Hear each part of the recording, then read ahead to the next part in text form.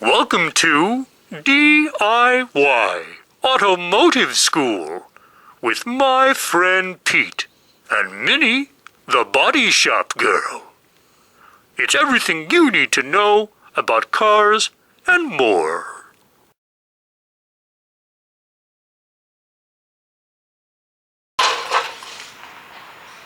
How y'all doing out there?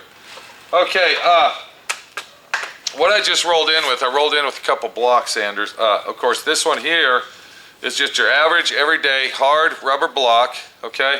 Very common block to use. I don't prefer hard fiberglass blocks or hard wood blocks. I like to use the hard rubber blocks due to the fact that they flex. They have that little bit of flex in them.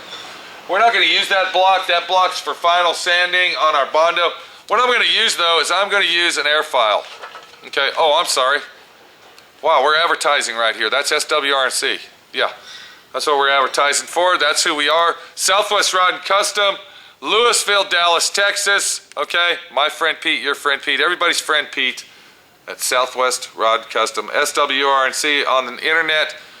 Don't miss one video of D.I.Y. Auto School. You know what? I just thought of something. Hold on a second. We got a problem. D.I.Y. Auto School.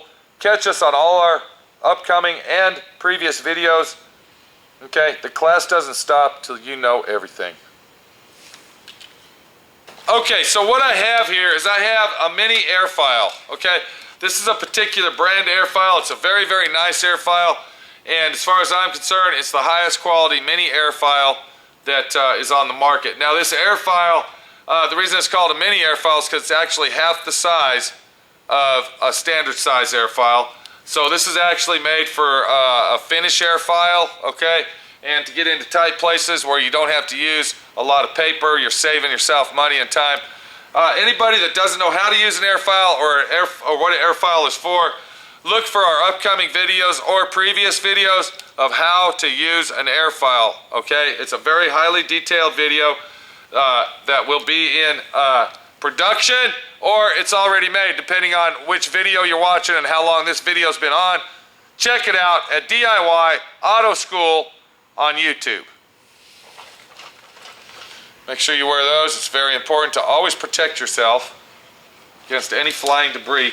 And what we're going to do is our Bondo, okay, now that we're back onto the subject here and off the advertising BS, okay, our Bondo has dried to a nice hard finish. I'm going to take my air file and I'm going to break that down and I'm going to form it to the way that I want it.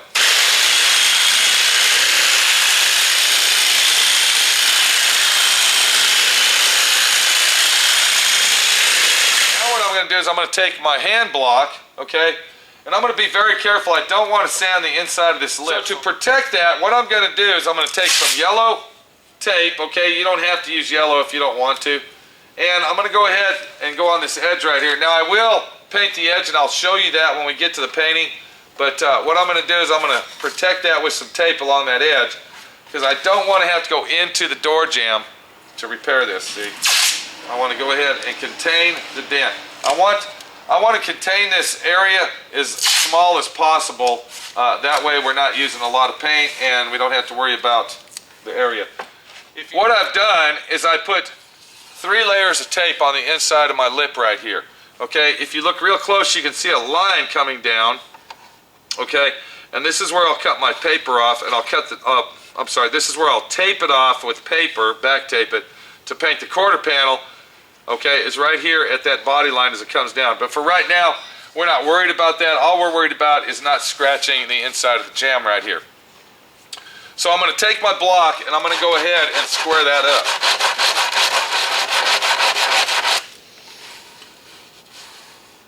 And I'm feeling the area to make sure that it all feathers out. Okay, just like that. I get the bottom of it right here the same way with my hand block. And then I take my hand block one more time.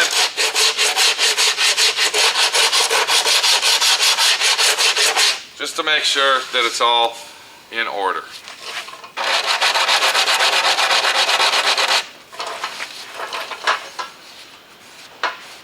In an accident like this, okay, in a collision that we have here, okay, it's very hard to square the edge up on the inside. All right, so you want to go ahead and do the best you can right here, and you know, just make sure that when you shut the lift gate, or if you're working on a pickup truck, okay, the tailgate, or if you're working on an SUV, let's say, for instance, or a minivan, okay, anything you're working on that has a rear tailgate, just make sure the body lines look the same on both sides when the tailgate is shut. So we'll go ahead and take our blower.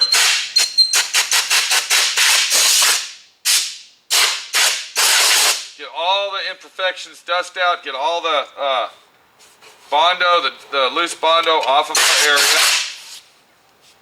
And then once that's done, we'll go ahead and add our second and final coat of Bondo. Then what I did is I took my rubber block, okay, with 80 grit, and I hand block sanded it, keeping the damaged area, okay, contained to the smallest area that I can keep it. Does that make sense? Okay? We don't want to make it any bigger. We want to keep it as small as possible. I went ahead and got me a piece of 180 grit. Okay, I used my block, and then I block sanded it again. Now what I'm doing, okay, is I'm actually cleaning up the edges, okay? If there's any hangover or leftover, I want to get rid of that. Now, I've also feathered this out to the touch, okay, where you can't feel the layers of paint. And if you look at it right here, you can see we got a layer of primer, then we got red sealer, and then we got our paint, and then we got our clear coat.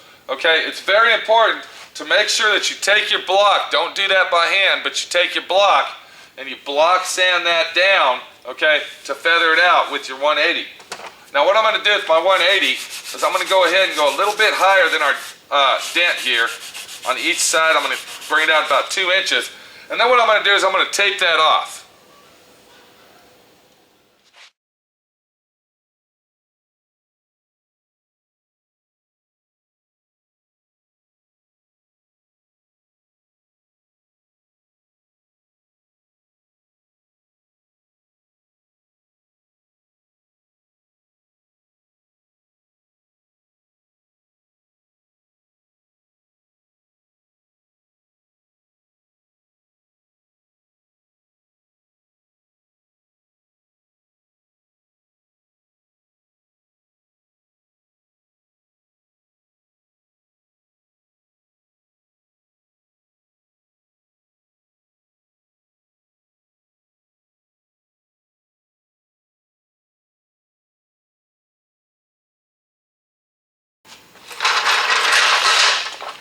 Okay, what you just seen me do is tape that area off. Now, if you were paying attention to me taping it off, you would see that I went all the way around the edges of it, and then these last 2 pieces that I put on, I actually back taped it.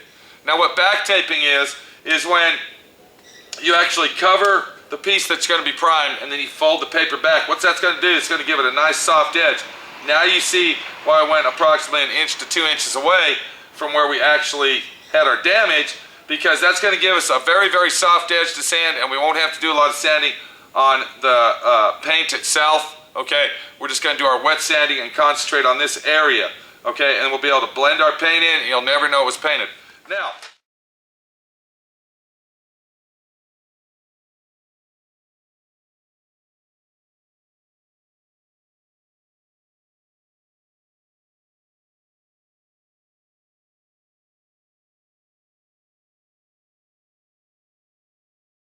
Thanks for watching D.I.Y.